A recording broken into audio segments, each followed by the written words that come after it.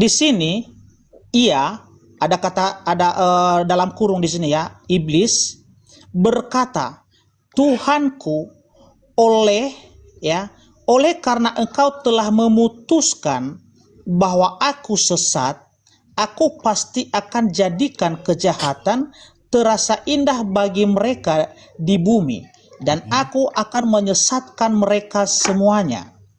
Nah, pertanyaan saya di sini Pak Ustadz, ya, di sini kan Allah yang memutuskan kan bahwa iblis ini sesat. Nah, pertanyaan saya, pertanyaan saya di sini, ya gimana? Kenapa Allah itu memutuskan bahwa iblis itu sesat? Kenapa dia memutuskan itu Pak Ustadz? Oh gitu toh. Bentar. Ya ini saya bukakan Al-Baqarah ya. Ya. Bentar ya.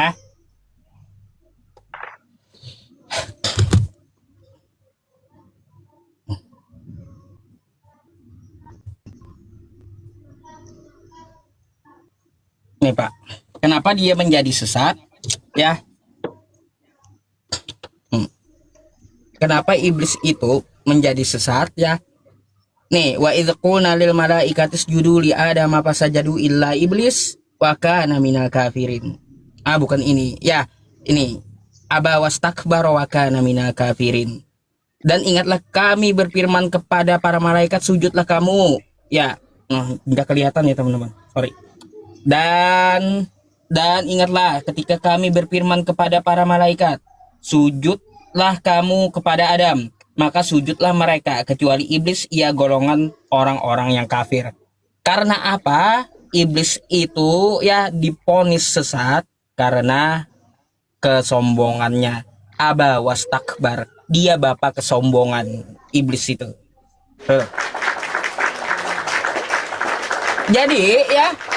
Jadi atas kesombongannya sendiri dia menyesatkan dirinya sendiri. Gitu Pak. Padahal dia tahu pencipta dia adalah Allah. Karena dia sombong, ketika Allah menciptakan Adam, bukan Allah yang menyesatkan dia menyesatkan dirinya sendiri gitu. Oh, berarti karena Allah memerintahkan ya, menyuruh iblis ini sujud kepada Adam, tetapi iblis ini menolak untuk sujud kepada Adam gitu. Menolak. Oh, berarti Allah di situ menyuruh untuk menyembah kepada manusia gitu. Itu kan sujud untuk penghormatan karena Adam baru diciptakan. Bukan sujud untuk beribadah. Oh, berarti beda sujud beribadah sama sujud apa ya? Kalau beda, sujud itu gitu. ada dua, ada penghormatan, ada ibadah, kan gitu. Ya, jadi kenapa sih? Apa alasannya di situ? Kenapa sih harus dihormati Adam ini ketimbang malaikat? Karena dia akan menjadi khalifah di muka bumi. Dia diciptakan sempurna oleh Allah Subhanahu wa Ta'ala. Di dalam Quran surah At-Tin, ya tuh, laqad khalaqnal insana fi ahsani taqwim. Sungguh kami menciptakan manusia itu dalam keadaan yang sangat sempurna. Sempurna seperti apa ini? Maksudnya diberi akal, lalu diberi nafsu, diberi jiwa. Adam ini, gitu. Apakah itu adalah sebuah kesempurnaan kalau ada nafsunya? Lah, coba kalau kita lihat, hewan itu tidak berakal, ciptaan juga dia. Iya. Sedangkan Adam berakal, kan kayak gitu. Itulah, ya. Hewan punya nafsu, tapi nggak punya akal, kan kayak gitu. Justru kalau manusia punya akal, punya nafsu, dilengkapi semua. Ya, jadi begini Pak Ustadz ya, justru karena nafsu inilah ya manusia ini bisa berbuat dosa ya. Artinya kalau manusia ini tidak bisa mengendalikan nafsunya ya, sudah pasti manusia ini akan berbuat dosa di hadapan Tuhan. Tetapi untuk apa Tuhan ya memberikan nafsu itu kepada manusia? Jadi dari sini tadi jelas-jelas bahwa kalau manusia ini punya nafsu Ya berarti itu menunjukkan ketidaksempurnaan manusia ini. Betul. Hah. Kok Anda membahas nafsu? Tadi udah terjawab berarti iblis ya. Sudah paham kan? Iya, karena Pak Ustadz tadi mengatakan ya bahwa kesempurnaan ya penciptaan manusia inilah termasuk nafsunya, ada nafsunya. Benar nggak? Ini ke penciptaan manusia lagi. Baik. Jadi Pak Ustadz anggap itu adalah sempurna. Lah, iya, dari makhluk Allah semuanya manusia yang sempurna. Ada jasadnya, ya, terus ada akalnya, terus dibarengi juga nafsu, dibarengi juga dengan kehendak bebas. Di setiap diri manusia. Kalau malaikat kan nggak bebas, dia di bawah perintah Allah. Kalau hewan kan dia ya nggak ada akal, cuma punya nafsu. Tapi manusia punya akal dan nafsu, jiwa, nah roh. Oke, begini Pak Ustadz, ada lagi satu pertanyaan saya. Tuhan ini memberikan nafsu itu kepada manusia, apakah ketika pas diciptakan, ya diciptakan manusia ini, atau jauh setelah penciptaan? Oh, jadi nafsu itu diciptakan apakah jauh? Enggak, waktu diciptakan. Wow, luar biasa Pak Ustadz. Iya ya. Oke. Jadi begini Pak Ustadz ya, karena begini, kalau di dalam Alkitab kami, Pak, gini bentar. Nafsu itu bukan cuma nafsu seksual, nafsu makan juga. Paham? Nafsu makan, nafsu minum. Bukan cuma nafsu seksual. Berarti nafsu tadi bukan merujuk kepada nafsu apa ya? Artinya seksual global. gitu. Bukan seksual. Ya, kalau seksual kan nafsunya terbagi lagi manusia ini. Ada nafsu makan, ada nafsu seksual. Kan kayak gitu. Berarti ketika Tuhan menciptakan manusia ini belum ada diberikan di situ nafsu seksual gitu. Nah, Adam itu dibentuk dulu dari tanah. Coba buka Anda, ya buka Al-Maidah ayat 59. Al-Maidah, Ali Imran, mohon maaf. Ali Imran tuh dibuka. Ali Imran 59. Jangan gugup Pak Ustaz, jangan gugup Pak Ustaz, biasa aja lah, santai aja, santai. Inna masalah Isa indallahi kamasali Adam, khalaqahu min turabin tsumma qala lahu kun fayakun. Kan kayak gitu. Jadi Allah itu bentuk dulu Adam itu, dibentuk dulu. Baru dia berkata meniupkan ruh, dibikin nafsu buat Adam. Tapi ada di dalam ayat Al-Quran itu gitu. Ya, tadi saya sebut apa? Ali Imran 59. Berapa? Ali Imran 59. Oke, saya baca ya. Ali Imran. Ali Imran. Sabar ya, saya cari dulu ya. Ali Imran. Ayat 59 nih. 59, oke.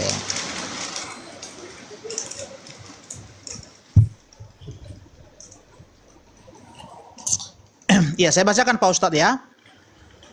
Sesungguhnya perumpamaan dalam kurung penciptaan Isa bagi Allah seperti penciptaan Adam.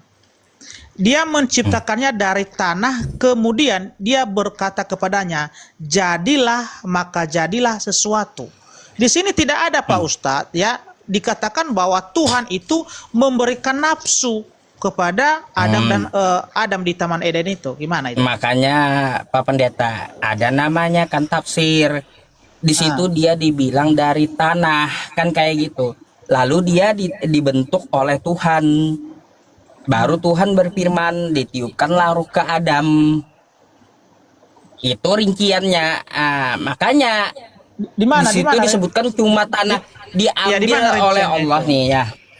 Ya, rinciannya itu di mana rinciannya? Oke. Inna masalah Isa indallahi kamasali Adam nih.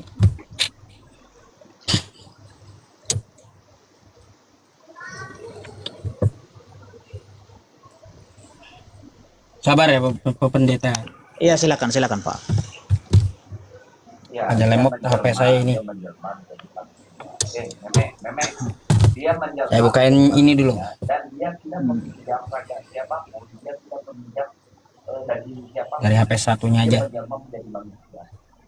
Beda dengan Yesus, kalau Yesus meminjam daging orang lain, meminjam daging manusia, beda dengan Yesus. Oke.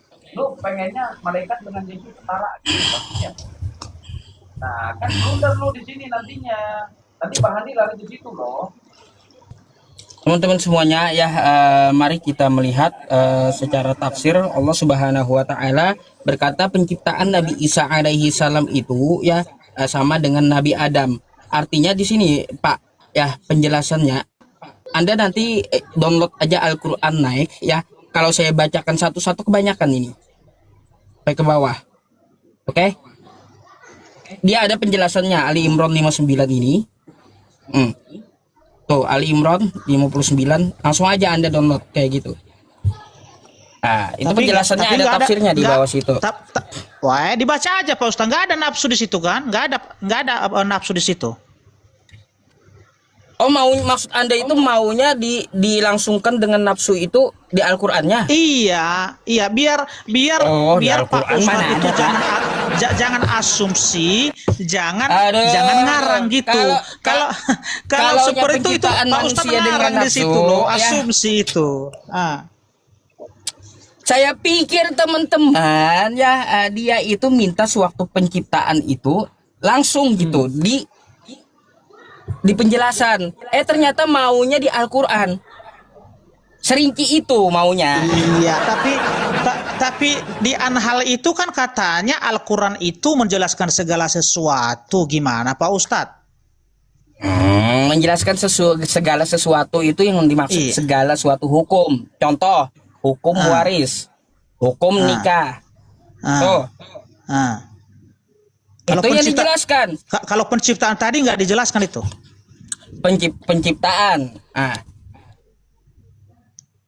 Ya, tapi penciptaan nggak dijelaskan tadi bahwa ketika Pak Ustadz mengatakan tadi bahwa manusia itu diciptakan dengan sempurna, diberikan nafsu, padahal itu nggak ada, itu asumsi dari Pak Ustadz. Gimana itu? Aduh, bukan asumsi. Kalau kau mau ya ada penjelasannya, bukan berarti harus di Al-Qur'an yang seperti kau minta. Lalu di mana? Di mana itu di mana? Baik. Mari kita buka nih ya. Inna masalah Isa indallahi kamatsali Adam. Santai aja Pak Ustaz, santai aja ya. Nih. Ini banyak data Pak Pendeta, banyak simpan. Iya. Salah tulis. Al-Baqarah.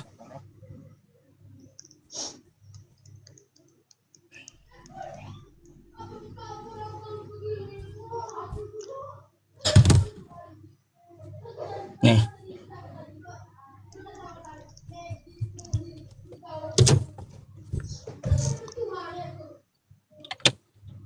Oke ya teman-teman semuanya, kita bahas Al-Maidah 5 Ali Imran 59. Mau pakai tafsir apa Pendeta? Langsung terjemahannya nih. Silakan. Oke ya. Jadi kalau Pak Pendeta mintanya di Al-Qur'an summa qala lahu kun fayakun. Khalaqahu min turabin summa qala lahu kun fayakun. Di sini ya 19 santai aja Pak Ustaz, nggak usah buru-buru. Bentar. Salah. Iya Pak Ustaz ya.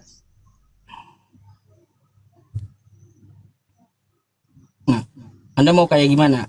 Nih, dia diciptakan dari tanah kemudian berfirman, maka jadilah. Banyak Pak di sini. Kayak gimana semua dijelasin. Di mana nafsu di situ? Gak ada nafsu di situ. Oh, baik. Jadi Anda maunya langsung satu paket dengan nafsu. Iya, karena Pak Ustadz tadi mengatakan manusia itu diciptakan dengan sempurna, diberikan nafsu, diberikan akal dan segala macam lainnya. Oke, kalaunya diberikan nafsu ada di ayat yang lain ya. Di mana? Apakah itu kepada Adam? Apakah itu kepada Adam? Bentar dulu ya. Oke, silakan. Al-Quran itu Pak Pendeta seperti bukan seperti Bible kau yang langsung Iya, satu turun. nanti Pak Ustadz tanyakan Alkitab sama saya, pasti saya jawab. Oke. Iya, tahu. Iya. Teman-teman semuanya. Bentar.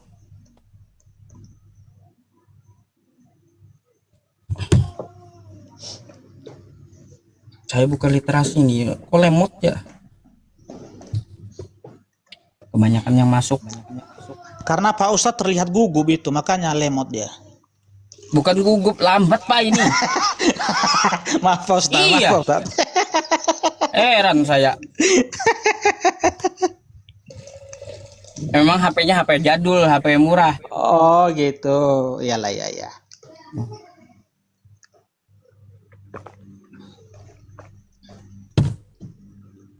Oke.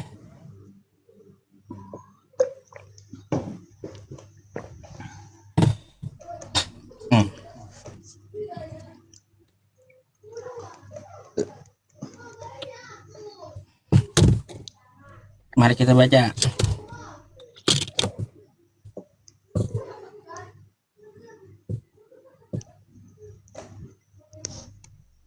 Manusia itu mempunyai nafsu ya Pak Pendeta. Walawit taba'al apa ini? Jauhan. Walawit taba'al haqqu ahwa'ahum lapasadatis samawati wal ardh. Jadi manusia itu Pak Pendeta, kalau Anda maunya Adam itu dibentuk, habis itu langsung ayatnya ada juga pada saat itu Adam ditiupkan ruhnya, ya, habis itu nafsunya, itu nggak ada seperti itu di Al-Quran gitu. Oke? Jadi Tapi yang itu kan Anda minta itu satu tanah, satu nafsu, satu jiwa. Itu beda-beda ayatnya. Kayak hukum Taurat. Iya, tadi kan saya tanyakan Pak sama Pak Ustadz, penciptaan nafsu ini di dalam diri manusia, apakah ketika Adam diciptakan atau setelah itu? Pak Ustadz tadi mengatakan itu pas ketika Adam diciptakan. Makanya saya tanyakan di mana ayatnya itu. Tapi sampai sekarang belum ada Pak Ustadz tunjukkan ayat itu. Ya, manusia itu kan banyak. Pak, gini, Allah menceritakan summa qala lahu kun fayakun. Di dalam kun fayakun itu maksudnya ditambahkan jiwanya, karena dia menciptakan Adam kan kayak gitu. Terus diberi nafsu, makanya dia makan buah terlarang. Jadi kalau kau maunya summa qala lahu kun fayakun, tambah nafsu, tambah jiwa, tambah ruh saat itu juga, mana ada Quran kayak gitu. Iya, tapi kan Pak Ustadz tadi yang menyampaikan, makanya saya tanya begitu. Iya. Kan Pak Ustadz sendiri Makanya tadi saya yang ngomong. jelaskan, manusia itu sempurna, akan kayak gitu. Dia diciptakan dengan hawa nafsu. Dah? Iya, tapi nggak ada di dalam Al-Quran kan? Dikatakan seperti itu. Ada kalau Al-Quran ya manusia itu mempunyai nafsu, banyak berhambur Pak. Kepada Adam yang saya tanyakan. Artinya ketika saya menampilkan manusia itu bernafsu, karena Adam itu manusia, waktu diciptakan itulah Allah juga Tapi nggak ada langsung ayat. menciptakannya dengan nafsu. Tapi nggak ada ayatnya kan? Kalau Anda mintanya di Al-Quran, jelas gak ada. Adam ditiupkan nafsu. Ya udah, ngaku aja. Makanya jangan asumsi, jangan ngarang gitu. Bukan asumsi. Anda mintanya yang kagak ada di Quran. Iya.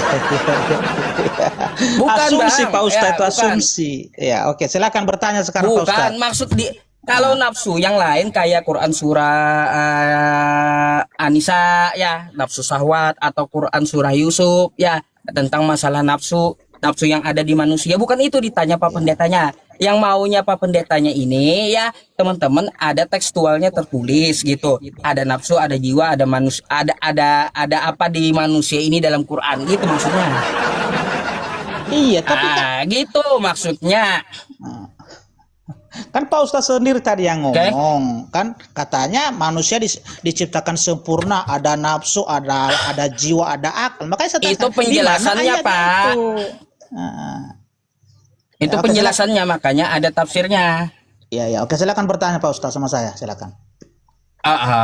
Jadi kayak gitu. Gini, pertanyaan, Lukas udah teman-teman semuanya. Saya mau Anda buka Wahyu 10 nomor 10 coba. Berapa? Wahyu 10 nomor 10. Wahyu pasal 10. Sabar ya, saya buka dulu Pak Ustadz ya. Wahyu pasal 10 ayat yang ke-10.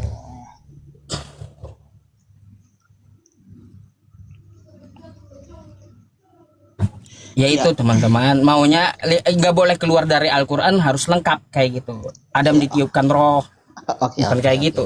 Iya, saya bacakan Lanjut, ayat ini silakan. ya. Oke, saya pilihkan Pak Ustadz atau saya bacakan aja di sini Pak Ustadz. Silahkan baca. Oke, saya bacakan ya.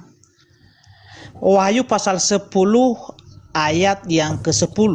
Beginilah firman Tuhan. Lalu aku mengambil kitab itu dari tangan malaikat itu dan memakannya. Di dalam mulutku ia terasa manis seperti madu. Tetapi sesudah aku memakannya, perutku menjadi pahit rasanya. Ya, silakan. Apa pertanyaan di sini Pak Ustadz? Pertanyaannya, itu manusia ada makan kitab kapan terjadinya? Iya, Itu begini yang ya. saya maksud gitu. Iya. Bentar Pak Pendeta. Nih ya. Saya bingungnya kayak gini ya. Lalu aku mengambil kitab itu dari tangan malaikat itu dan memakannya. Jadi ada manusia makan Bible gitu loh Pak. Ya.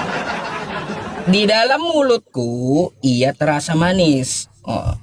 Seperti madu. Tetapi sesudah aku memakannya, perutku menjadi pahit rasanya. Iya.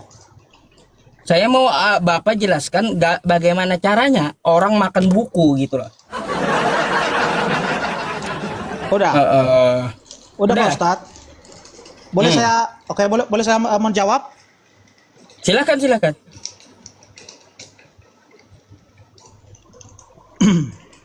Iya, baik. Kitab Wahyu ini adalah wahyu yang diterima oleh Rasul Yohanes ya di Pulau Patmos. Ya. Jadi orangnya Di ini Pulau ada Patmos. Iya, di Pulau Patmos. Jadi yang menerima ini adalah namanya Yohanes. Ya, tetapi itu adalah hanya sebuah penglihatan. Ya, tahu penglihatan Pak Ustadz? Ngerti Pak Terus Ustadz lanjut. penglihatan? Saya dengerin Pak Pendeta dulu. Ya, Pakai jadi data gitu. iya. Di mana dikatakan bahwa wahyu itu Pak Pendeta ya adalah tafsirannya begini. Tolong tampilin datanya gitu. Iya, jadi begini Pak Ustadz ya. Ini adalah hanya makanya saya bilang ini penglihatan itu artinya bukan secara fisik. Ya, itu tidak benar-benar terjadi secara fisik bahwa pada saat itu ya Yohanes mengambil kitab itu secara utuh atau secara fisik langsung menelannya, tidak. Tetapi ini ya meneguhkan ya bahwa dia itu benar-benar telah menerima wahyu atau firman Tuhan itu dan dia merasakan hal itu. Ya, dia merasakan hal itu, tetapi ini adalah metafora namanya atau nama itu artinya jadi itu tidak metafora. Bentar dulu ya, itu tidak benar artinya bukan secara fisik ya, bukan seperti Pak Ustadz sekarang. Contohnya Pak Ustadz ini oke lah, saya contoh ya kan, ada kitab di depan saya ini langsung saya telan, enggak seperti itu Pak Ustadz, karena ini adalah penglihatan ya kepada Rasul Yohanes ya. Jadi untuk meneguhkan ya bahwa dia itu benar-benar menerima wahyu itu kepada Sang Pencipta, kepada Tuhan ya, makanya terjadi hal demikian ya. bahwa yang ia terima itu adalah firman Tuhan. Oke, ya? Jadi ceritanya ini cerita halu gitu. Bukan halu Pak Ustadz, ya bukan maksudnya halu. penglihatan gini Pak Pendeta, penglihatan Yohanes kan kayak gitu. Iya. Halusinasi Yohanes masuk kitab gitu. Bukan halusinasi Pak Ustadz, bedakan halusinasi ya. Kalau ini artinya kalau manusia itu menerima wahyu dengan Tuhan. Ya mungkin Nabi Anda juga pernah mengalami hal demikian. Oke ya.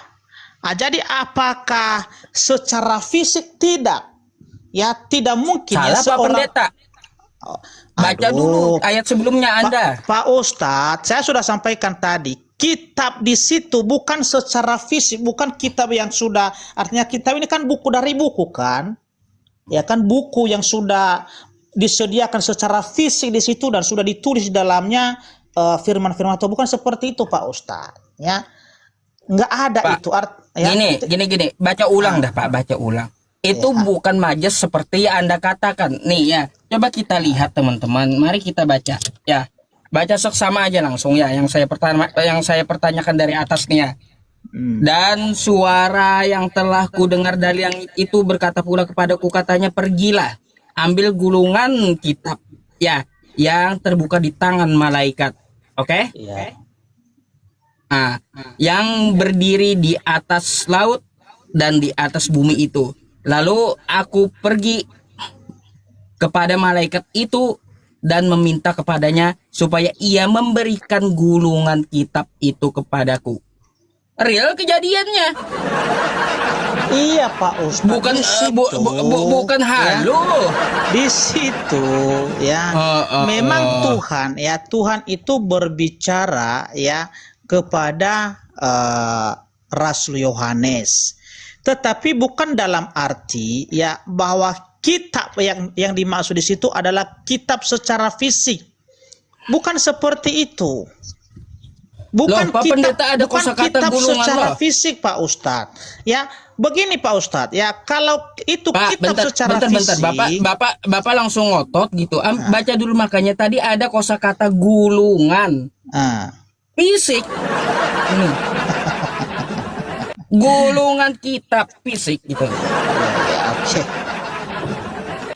Anda kata metafor ini enggak asli gulungan kitab. Jadi gini aja Pak Ustadz, ya saya sudah jawab tadi bahwa itu ya kitab yang ditelan oleh Yohanes ini bukan secara fisik Pak Ustadz, bukan ya, bukan secara fisik ya, tetapi pengertiannya ya bahwa benar-benar Yohanes ini telah menerima ya wahyu itu dari Tuhan, ya firman itu dari Tuhan, ya sehingga dia merasakan itu, ya artinya untuk meneguhkan apa artinya itu, bahwa firman itu apa artinya ditelan di situ, supaya firman Tuhan yang didengarkan itu harus ditanamkan di dalam hatinya. Ya harus ditanamkan benar-benar dalam hatinya. Karena itu adalah pesan-pesan Tuhan kepadanya. Tapi kalau ditelan secara fisik tidak. Tetapi pengertiannya harus ditanamkan di dalam hatinya. Nah itu pengertiannya Pak Ustadz. Pak Pendeta. Ya. Anda yang ini asumsi ini baca. Tetap aja ngotot ini ya. Nih, coba baca dari awal aja Daya. Dan suara langit ku dengar dari itu. Emangnya langit ini kiasan?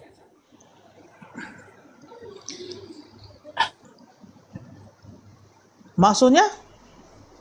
Langit ini apa kiasan?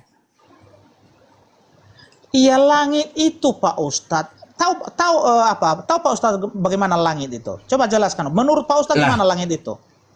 Ini Pak, orang makan buku itu real makan buku.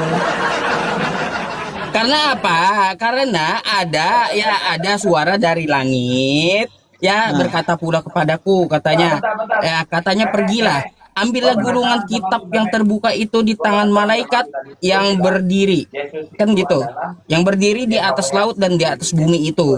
Lalu aku pergi kepada mereka, kepada malaikat itu dan meminta kepadanya supaya ia memberikan gulungan kitab itu kepadaku. Katanya kepadaku, ambillah dan makanlah. Disuruh malaikat makan kitab memang. Tuh ya, disuruh pulang. Lalu Lanjut dulu Pak, bentar dulu. Ambillah dan makanlah ia. Ia akan membuat perutmu terasa pahit. Dipahit. Aduh, di perut rasanya pahit. Udah. Gini, ini kita baca Ya, dulu udah, Pak, Pak Ustadz. sampai satu perikop ya. Tetapi di dalam mulutmu Iya, ia Pak akan terasa manis seperti madu. Nah, gini. Ada kejanggalannya kayak gini, satu Pak Pendeta. Ya, ini kenapa ada buku yang dimakan gitu lah. Apakah ini buku Udah saya asli jelaskan ya. dari kekristenan, buku dari Yesus? Bentar Pak. Buku dari Yesus kah yang dimakan oleh Yohanes ini, gulungannya kayak gitu, gulungan dari ajaran Yesus yang asli atau gimana gitu sampai dimakannya? ya udah. Kan kayak Ya, gitu oke, yang mau saya tanyakan. Oke, ya. Anda bentar Pak. Aduh, saya nggak akan potong Bapak juga ya, sabar. Jadi kayak gini Pak ya. Kalau kita melihat di sini di Bible ini, saya nggak habis pikir gitu loh Pak. Kok bisa ya ada orang yang makan buku gitu. Terus yang kedua, kok rasa itu bukan di lidah tapi di perut, pahit. Rasa itu bukan di lidah gitu loh, tapi di perut dia rasanya pahit, di bibir rasanya manis. Ini perut ini bisa pahit kenapa gitu loh Pak? Silakan. Oke, saya jelaskan Pak Ustadz ya. Ya, kenapa firman ini tadi atau hukum-hukum Tuhan ini ya di mulutnya Rasul Yohanes terasa manis, ya kan? Itu artinya ketika orang-orang mentaati dan melakukan firman Tuhan atau hukum-hukum Tuhan itu, maka dirinya itu, kehidupannya itu terasa manis.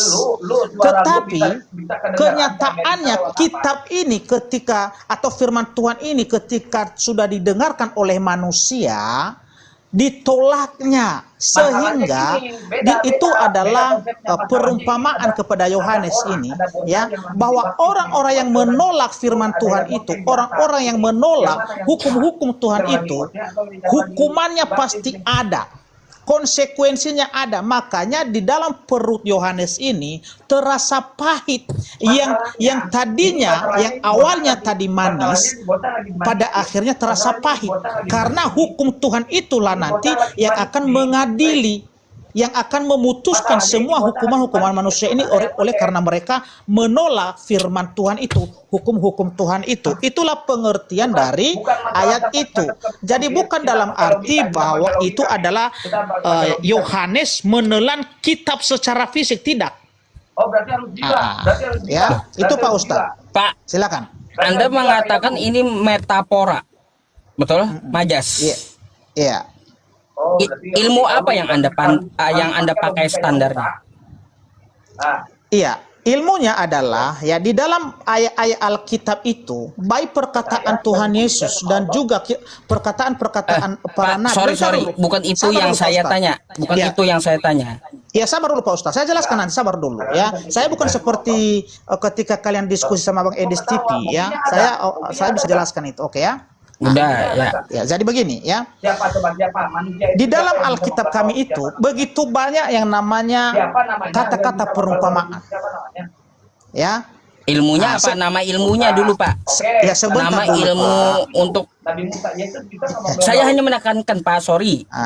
Ilmu apa yang Anda pakai ketika Anda dapat mengetahui bahwa di Bible itu ini adalah majas dan ini adalah real? Itu pakai ilmu apa gitu?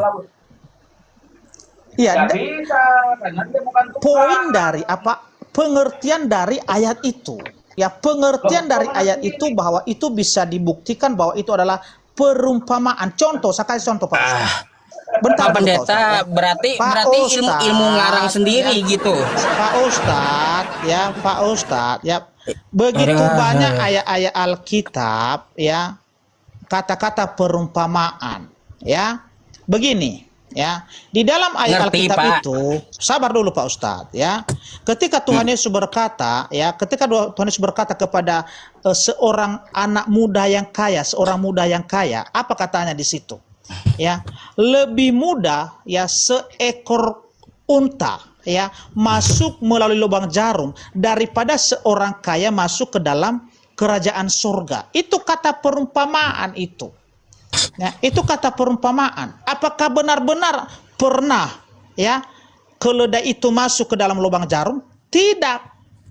Ya, tapi itu menekankan bahwa betapa sulitnya orang kaya ini masuk ke dalam kerajaan surga karena mereka itu sudah menaruh harapan oleh karena harta mereka itu, mereka melupakan Tuhan. Jadi begitu juga tadi ya. Apa makna dari kata-kata perumpamaan ini Pak Ustadz? Di dalam ayat Alkitab kami Udah apa adalah, pendeta? sabar dulu ya. Sabar dulu. Sabar dulu Pak Ustadz ya. Kenapa Tuhan Yesus selalu memakai kata perumpamaan dan juga para rasul ini ya, supaya hanya orang-orang pilihan ya, hanya orang-orang yang bijaksana ya, yang ada di dalam dirinya Roh Kudus yang bisa menjelaskan itu, yang bisa paham mengerti itu. Ya, itu maknanya ya. Pak Itu gereja, maknanya. Sabar dulu Pak Ustadz ya, supaya seperti enggak, Pak Ustadz gini ini. Bapak, kepanjangan. Saya tadi gini sama Anda hanya menanyakan nama ilmu, lalu Anda tiba-tiba khotbah gitu loh. Saya ini dari tadi Pak menanyakan nama ilmu. Kalau kami kan mempelajari, biar Anda paham nih ya yang saya maksud ya. Nih, biar Anda paham. Ini Al-Qur'an saya ya. Iya.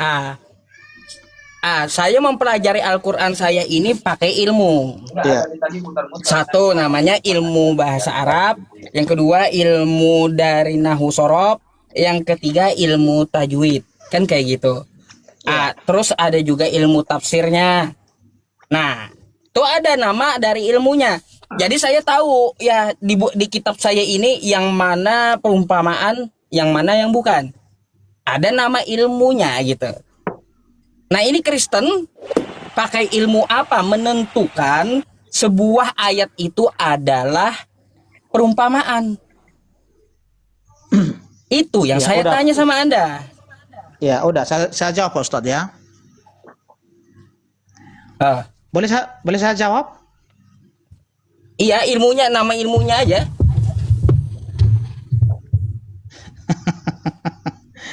Kalau nama Kami kan ilmunya siap- Pak Ustadz, sabar dulu ya. Kalau nama ilmunya ya itu belum disebutkan itu. Ya, belum disebutkan. Ya, tetapi dari mana kami ini artinya bisa mengatakan bahwa itu adalah perumpamaan? Pak. Gini. Kalau Anda tidak memakai sebuah ilmu ya untuk memahami sesuatu ya. Aduh. Kayak gimana? Asumsi semua berarti Anda gitu. Lalu untuk apa saya meniru-niru sekarang seperti Al-Qur'anmu sama hadismu sekarang ya, harus pakai pakai ilmu-ilmu ini tadi. Kok ke Al-Quran dan hadis? Nanti dulu Ya, Pak. Kita kan bahas Kristen sekarang. Ya, jadi Kita bahas Alkitab Kristen kami sekarang. ini, sabar dulu Pak Ustadz. Alkitab kami ini, makanya ada Roh Kudus itu yang bisa memberikan pencerahan, yang menyingkapkan ya arti-arti dari ayat Alkitab itu. Jadi kami tidak perlu ini harus pakai ilmu tafsir begini, harus seperti ini. Nggak ada itu Pak Ustadz. Nggak ada itu. Ya karena berarti begini. nanti gini Pak. Iya. Gini Pak, kalau tidak ada ilmunya itu kayak gini. Nanti jemaat Anda memakai Alkitab Anda ini, dia ya pikirkan sesuai otaknya. Gitu. Bukan sesuai otak, ya.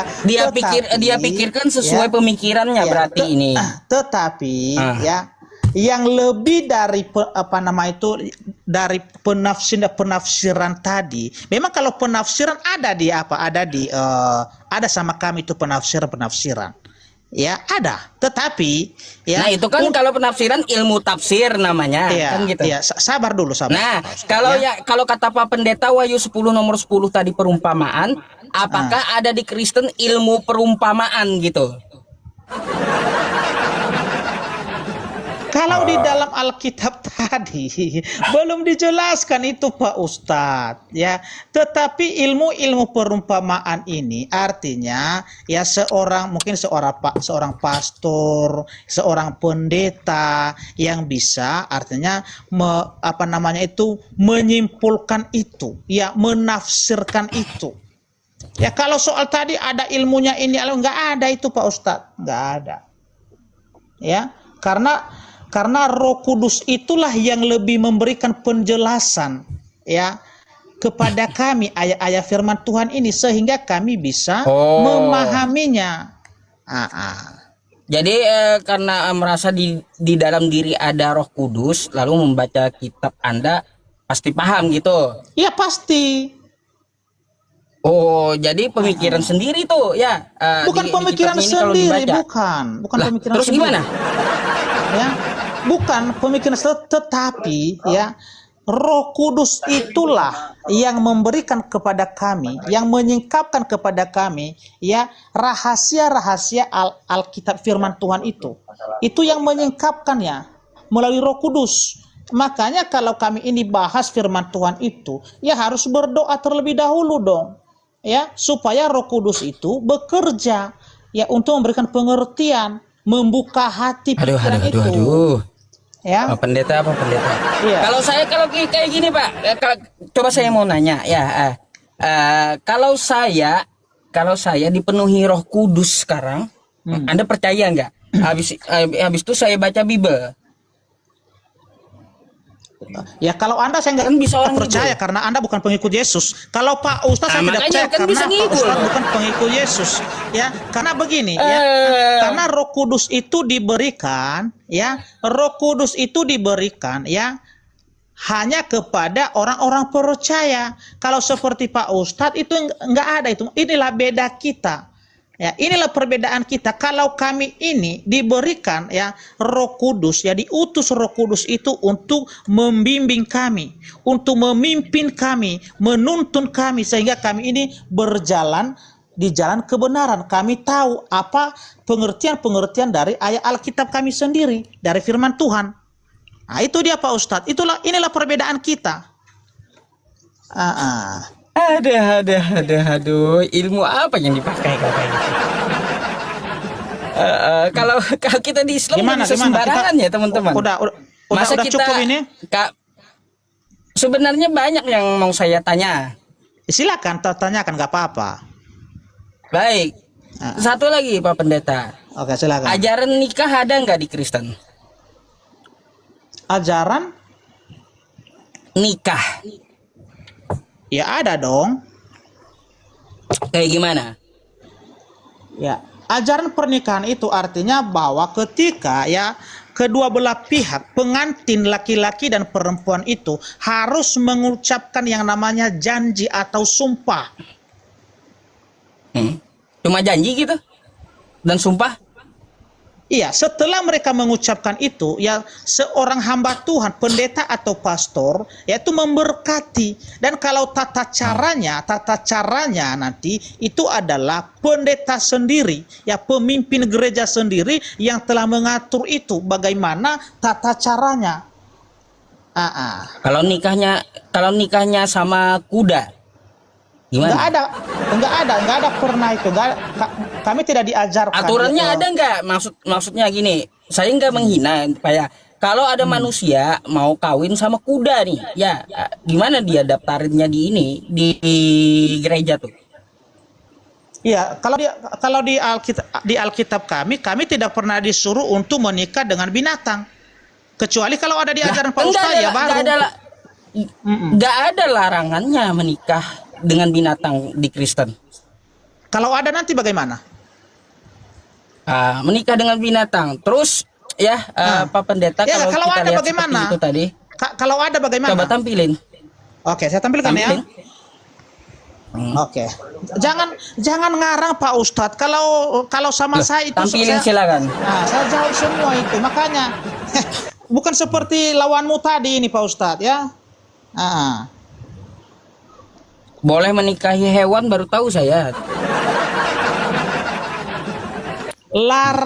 Larangan ya menyetubuhi atau meniduri hewan. Ya itu ada. Oh, larangan ya. Ya. Larangan menyetubuhi hewan.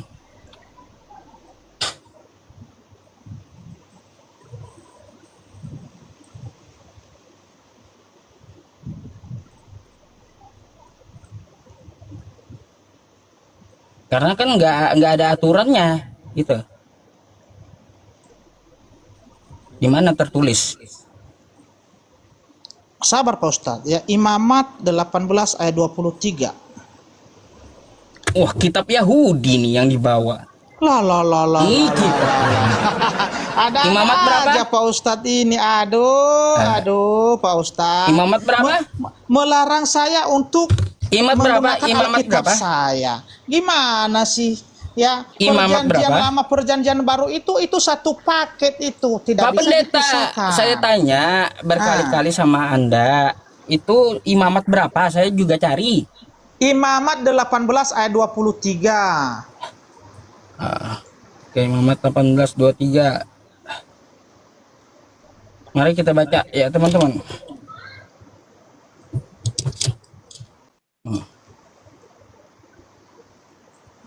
Ini Janganlah engkau berkelamin dengan binatang apapun sehingga engkau menjadi najis dengan binatang itu. Seorang perempuan janganlah berdiri di depan seekor binatang untuk berkelamin karena itu suatu perbuatan keji. Baik. Sama hewan ada larangannya. Baik Pak Pendeta, thank you. Sekarang saya tanya lagi. Kalau sesama lelaki mana larangannya? oh ada. Gampang Ada. itu Pak Ustadz. Baca ada di ayat 22-nya sebelum itu tadi. 22-nya mari saya baca lagi. Janganlah 22-nya, engkau tidur 22. dengan laki-laki ya. Janganlah engkau tidur dengan laki-laki secara orang bersetubuh dengan perempuan. Bukan, ini perempuan. Larangan menikah laki-laki sama laki-laki dan perempuan dengan perempuan. Iya itu Pak Ustadz. Jadi maksudmu apa sih? Kapan gua surat kehe? Weh. Ini yang saya maksud, larangan LGBT ada nggak? Ya ampun, itu Karena tadi kan- udah dijelaskan di situ ya. Itu tadi udah dijelaskan ya di ayat 22 itu. Saya jelaskan sama Pak Ustadz. Oke ya, saya jelaskan ya. Ini jangan Pak. Iya, Kita lihat aja Pak teksnya Ustadz dulu ya. udah salah paham di ini situ. kan yang Anda ini kan yang Anda tunjukkan sama saya. Kata Anda larangan buat hewan ada. Oh iya betul Iya. nih, baru saya tahu juga kan gitu. Nah, 22 ayat 22. ya. Baik, larangan untuk sesama jenis mana gitu. Iya, itu ayat 22-nya. Ini dua-dua. Iya, Jangan engkau tidur dengan laki-laki secara bersetubuh dengan dengan perempuan karena itu Apa suatu kekejian. Oke. Nah, gini, apa artinya itu Pak Ustadz? Menurut Pak Ustadz? ini nggak boleh berzina, nggak boleh. Maksudnya di situ ya, seorang laki-laki ya tidak boleh ya berhubungan dengan laki-laki sepertinya berhubungan dengan Apa nih perempuan? Sabar dulu Pak Ustadz. Aduh, gimana? Itu aja nggak ngerti dia. Ya, saya jelaskan. Ya, di situ dijelaskan bahwa janganlah engkau meniduri laki-laki secara orang seperti perempuan.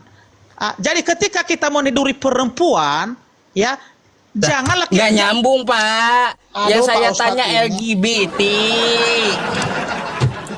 Di mana larangan menikah di Kristen untuk sesama jenis. Kalau nggak ada Iya. boleh berarti. Itu tadi Pak Ustadz, ayat 20 itu udah jelas. Aduh, Itu Pak dengan Ustadz, perempuan ini tadi, Pak. gimana sih? Pak Ustadz, saya jelaskan Itu ya. tadi dengan perempuan. Dengarkan, dengan Pak perempuan Ustadz. tadi. Dengarkan Pak Ustadz, saya jelaskan ayat itu ya. Saya jelaskan ya. Saya baca pelan-pelan ya. Oke. Janganlah engkau tidur dengan laki-laki secara orang, ya, bersetubuh dengan perempuan. Apa artinya itu? Laki-laki, ya, dilarang tidur bersama dengan laki-laki. Artinya bersetubuh dengan laki-laki seperti layaknya seorang perempuan.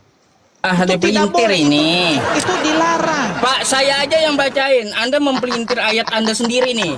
Ya ampun, netizen di bawah Masa laki- lihatlah Lihat- isi, lihat ya, kawan-kawannya. lihatlah isi kepala Ustadz Nih, ya. kalian ini, lihatlah. Ha, coba. Lihatlah ya, pendetanya memelintir sendiri gitu ya Ya kitabnya. ampun, Ya. gimana sih? Janganlah engkau tidur dengan laki-laki secara orang bersetubuh Dengan perempuan. dengan perempuan. Ah, Karena itu suatu kekejian. Saya minta larangan LGBT mana?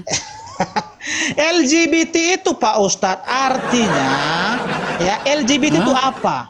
Orang-orang yang menikahi, ya, atau yang mengawini sesama laki-laki, itulah LGBT. Iya, Pak iya. Ustadz. Jadi sudah jelas di Iya. sini ya, di sini dilarang itu, ya, dilarang Di itu. mana larangannya? Itu ada di Larangannya ayat di mana? 22 tadi, sudah ada di Lah, situ. itu buat bahwa- perempuan.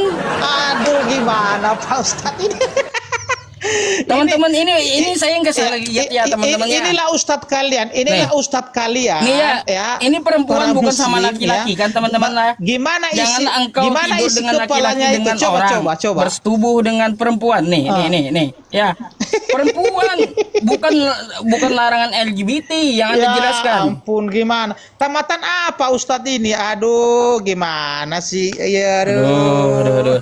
Saya minta data ya yang seperti saya tunjukkan di awal tadi kayak gimana gitu. Aduh. Tamatan apa sih Ustadz ini? Tamatan apa Pak Ustadz ya? Es campur udah. Campur, pantaslah.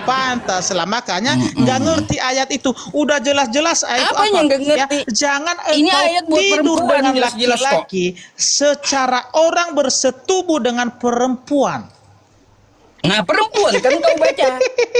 Artinya apa artinya itu? Jangan engkau bersetubuh dengan laki-laki seperti layaknya seperti kepada perempuan. Tidak boleh. Ya, tidak boleh. Itu maksudnya dari ayat itu. Ya. Jangan teman-teman. engkau bersetubuh ya Yang saya dengan tanya apa tadi, Pak? laki-laki ya layaknya Saya seperti tadi pada nanya apa sih, perempuan. Pak? Pak Depi tadi saya nanya apa sih? Iya, pertanyaanmu tadi di mana larangan LGBT? Iya kan? Lalu kenapa Anda menjelaskan masalah orang-orang berzina gitu? LGBT ini apa? Ya kan? Mana? Laki-laki yang menikah dengan Pernikahan sama laki-laki. laki-laki sama laki-laki, Iya kan? perempuan dengan Iya. perempuan, itu mana Iya. ayat larangannya menikah? Oh, sudah jelas tadi di ayat ini bahwa laki-laki itu dilarang bersetubuh dengan laki-laki. Nah, apa lagi? Mana? Di ayat 20. Tulisannya mana? Di ayat 22. Tunjukin ke layar lah. Aduh. 22. Nah, 22. Apa nih? Nih. 22 perempuan, Pak, teman-teman ya, perempuan. Janganlah engkau tidur dengan laki-laki ya secara orang bersetubuh dengan perempuan. Karena itu suatu kekejian. Ini membahas tentang orang apa? Orang berzina. Kan kayak gitu. Jangan engkau ya tidur dengan laki-laki secara orang bersetubuh. Karena tidak terikat perkawinan, kan kayak gitu. Betul? Nah, jadi dengan perempuan di sini ya bukan LGBT. LGBT mana larangannya? iya, oke lah. Biar kita baca ya, ada di Imamat 20 ayat 13 yang lebih jelas lagi. Oke ya. Oke ya. Pak Ustadz yang menampilkan atau saya? Imamat ya. Gimana? Imamat pasal 20 ayat 13. Tampilkan aja Pak Ustadz. Sama perempuan juga. Aduh, Imamat pasal 20 ayat yang ke-13. Pak, ini Imamat pasal 20 nomor 13. Saya Baca. bacakan. Bila seorang laki-laki tidur dengan laki-laki secara orang bersetubuh dengan perempuan, jadi keduanya melakukan suatu kekejian, pastilah mereka dihukum mati dan mereka tertimpa kepada mereka sendiri. Kan jelas gitu. Ya. Nah. Iya, udah jelas kan bahwa laki-laki itu dilarang bersetubuh dengan laki-laki. Nah, ada. Baik. Nah, sekarang kalau Oke. dengan hewan tadi ada larangannya, dengan sesama jenis ada larangannya. Kan nikahnya seperti itu. Itu intinya Pak Pendeta. Ya, ada larangan di Kristen bahwa dilarang untuk bersetubuh gitu. Secara orang laki-laki bertemu dengan laki-laki. Iya. Artinya nggak boleh. Nah, terus apa lagi? Kalaunya di bagian nikah itu kan banyak Pak Pendeta. Rukunnya ada. Iya. Saya mau tanya sama Pak Pendeta, larangan menikah dengan orang gila apakah ada? Silakan. Itu tidak. Tuh. Itu tidak ada Pak Ustadz, tidak ada. Nah, artinya apa, Pak? Ya, artinya apa? Artinya di sini ya Pak ya, kitab Anda tidak lengkap. Oh, kenapa nggak Kenapa lengkap? saya bilang tidak lengkap? Nggak ada larangannya. Nggak ada larangannya. Terus juga nggak ada tata caranya gitu, nikah itu. Kalau di Islam itu kan ada tata caranya. Gitu Pak Pendeta. Ya, ada tata caranya nikah. Ya kan? Ada pengantin laki-laki, ada mempelai perempuan, ada 2 orang saksi, terus juga ada 2 orang saksi, habis itu ada penghulu ya sama sigot gitu. Nah, jadi kayak gitu Pak Pendeta. Ada aturannya kalau nikah. Tapi kalaunya di tempat Anda, bila seseorang laki-laki tidur dengan laki-laki secara orang bersetubuh, Bukannya tukang ya, tenda. bersetubuh dengan perempuan. Bentar. Aduh, sayang Ya. sayang banget. Jadi sih Pak keduanya Ustadz ini. melakukan suatu pertanyaan kekejian. Pak Ustadz ini apa nggak bermutu gimana sih? Bentar, Bang. Nggak berkelas Bentar, gitu. Yang seharusnya Pak Gini, Ustadz ini masalahnya menanyakan saya menanyakan masalah nikah pertanyaan di, yang di bermutu Bible. yang Bentar, seharusnya. Pak, kita kondusif. Oke? Kita kondusif. Jadi gini, ya saya mempertanyakan rinciannya kayak gimana. Makanya saya kan satu-satu nanya sama Anda. Coba kamera. Ada bahwa ayatnya, nikah ada hewan. tetapi bentar, Nah, ada kan Anda ayatnya. tunjukkan. Ya, sebentar. Ada ayatnya, tetapi tidak secara eksplisit disebutkan bahwa itu adalah orang gila. Ya, tetap Ada tidak di secara mana? eksplisit. Ya, ada. Ya, di 2 Korintus pasal 6 ayat 14. 2 Korintus. Ya. 2 Korintus. 2 Korintus berapa? Pasal 6 ayat 14. Pasal 6. Bacakan di situ Pak Ustadz. Janganlah kamu merupakan pasangan yang tidak seimbang dengan orang-orang yang tak percaya, sebab persamaan terdapat kebenaran kedurhakaan. Bukan ini bukan larangan Iya, ini. saya Nikah jelaskan. dengan orang gila, bukan. Saya jelaskan, ya. Apakah orang gila itu adalah orang percaya? Tentu tidak. Ya, karena orang Pak, gila bentar, itu tidak tahu biar apa-apa. teman-teman juga paham gitu. Bentar Pak Depi ya. Biar teman-teman juga paham. Nah, ini katanya larangan menikahi apa tadi yang saya tanya lupa. Menikahi apa tadi teman-teman? Itulah Pak Ustadz sendiri bingung. Lupa Makanya santai aja Pak Jangan Ustadz. merupakan Ya, Ini makanya katanya kalau bertanya itu yang berkualitas gitu, yang bermutu lah, Pak Ustadz. LGBT Ya udah ampun. tadi ada. Ya, tadi ada yang saya Aduh, tanyakan. Pak Ustadz. Aduh, lupa pertanyaan saya. Bingung saya. Itulah Oh makanya ya, orang gila. Baik. jangan bingung, jangan Nih, bingung. makasih teman-teman ya. Pertanyaan orang gila.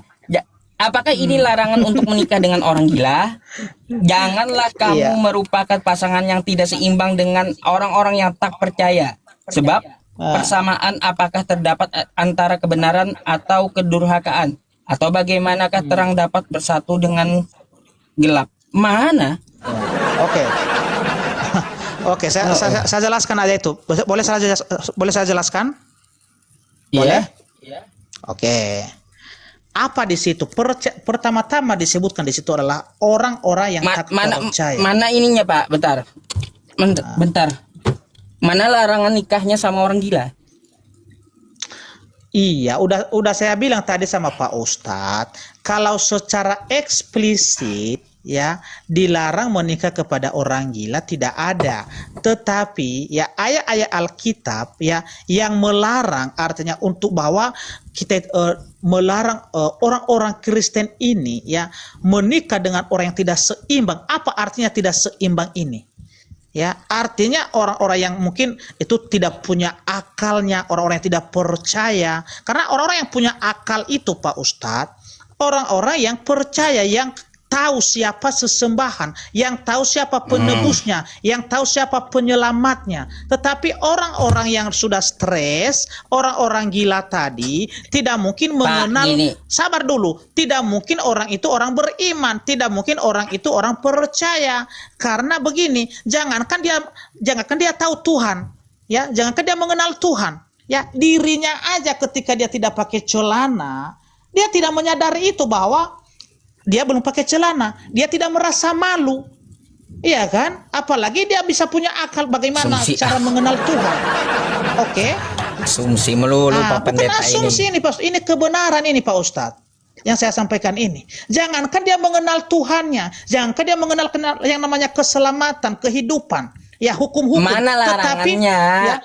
Tetapi kemaluannya aja kalau sudah tidak tertutup, dia tidak merasa malu di situ, ya. Makanannya pun apa-apa saja dimakan, dia tidak mau peduli dengan itu.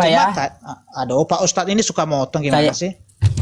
Bentar Pak, saya ini bertanya kepada Anda panjang kali lebar kemana-kemana, saya akhirnya lupa dengan ucapan Anda gitu. Ya karena Anda bingung Pak Ustadz ini. Bukan bingung.